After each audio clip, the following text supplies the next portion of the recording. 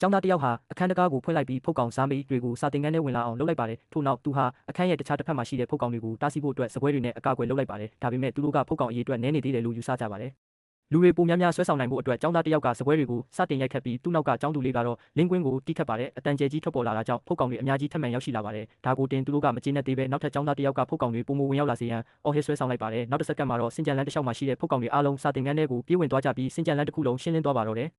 ကျောင်းသားတွေဟာအနောက်တကားကနေအမြန်ဆုံးခိုးထွက်လာကြပါတယ်။တကယ်တော့သူတို့ဟာဖုတ်ကောင်တွေရန်ကနေလွတ်မြောက်ဖို့အတွက်ဒီအစီအစဉ်ကိုသုံးခဲ့တာဖြစ်ပါတယ်။ထို့နောက်သူတို့ဟာကယ်ဆယ်ရေးရဟတ်ယာဉ်ကိုစောင့်ဆိုင်းဖို့အတွက်ကျောင်းခေါင်မိုးစီကိုဦးတည်ပြေးကြပါတယ်။ဒါပေမဲ့ဖုတ်ကောင်တွေကစပွဲအတားအဆီးတွေကိုတိုက်ဖြတ်ပြီးသူတို့နောက်ကိုချက်ချင်းလိုက်လံဖမ်းဆီးပါတော့တယ်။ထိုဖုတ်ကောင်တွေထဲမှာတဝက်ကလူတဝက်ကဖုတ်ကောင်ဖြစ်သွားတဲ့ကျောင်းဝင်းလူမိုက်လည်းပါဝင်နေပြီးသူကကျောင်းသားတစ်ယောက်ကိုတပ်ပစ်ဖို့အတွက်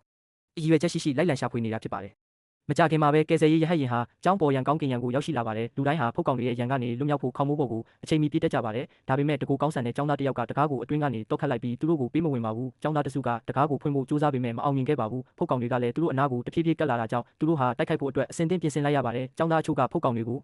ခုခံတိုက်ခိုက်နေချိန်မှာကျန်တဲ့ကျောင်းသားတွေကတကားကိုအတင်းဝင်တိုက်ကြပါတယ်ဒါပေမဲ့ခေါင်းမိုးပေါ်ကစူညံတန်တွေကြောင့်ဖုတ်ကောင်တွေပုံမူစုပြုံရောက်ရှိလာပါတယ်ဒီအချိန်မှာအတန်းကောင်းဆောင်ကအကြံတစ်ခုရသွားပါတယ်သူတို့ဟာအနားမှာရှိတဲ့ထိမှုပြရောင်ကာကွယ်ကြီးကိုယူပြီးဖုတ်ကောင်တွေကိုကာကွယ်လိုက်ပါတယ်ဖုတ်ကောင်တွေအနေနဲ့ပြစ်မှတ်ကိုမမြင်ရရင်ငြိမ်သက်သွားမှာဖြစ်ပါတယ်လူတိုင်းစိတ်သက်သာရခါနီးအချိန်မှာပဲတဝက်ဖုတ်ကောင်ဖြစ်နေတဲ့လူမိုက်ဟာဖုတ်ကောင်တစ်ကောင်ကိုလက်ကဆွဲပြီးလူအုပ်ထဲကနေထွက်လာပါတယ်ကျောင်းသားလေးဟာဒါကိုမြင်ပြီးအလွန်ထိတ်လန့်သွားပြီးဒီလူမိုက်ဟာသူ့ကိုကလဲစားချေဖို့လာမှန်းတိလိုက်ပါတယ်သူကတုတ်တစ်ချောင်းကိုကောက်ကင်ပြီးလူမိုက်ရဲ့မျက်နှာကိုပြင်းပြင်းထန်ထန်ရိုက်နှက်လိုက်ပေမဲ့လူမိုက်ကဘာတန်ရမှမရပဲပြန်လဲခုခံကကျောင်းသားလေးရဲ့မျက်လုံးကိုဖောက်ထုတ်ဖို့ကြိုးစားပါတယ်ဒီအချိန်မှာပဲတဝက်ဖုတ်ကောင်ဖြစ်နေတဲ့အတန်းကောင်းဆောင်မိန်းကလေးကဒေါသတကြီးနဲ့ဝင်ရောက်လာပြီးလူမိုက်ရဲ့လေပင်ကိုညှစ်လိုက်ပါတယ်လူမိုက်ဟာသူမရဲ့ခွန်အားကိုမရှင်းနိုင်ပဲပြန်လဲမခုခံနိုင်တော့ပါဘူးသူမကလူမိုက်ကိုလှေကားအောက်သို့လွယ်လွယ်ကူကူပဲပစ်ချလိုက်ပါတယ်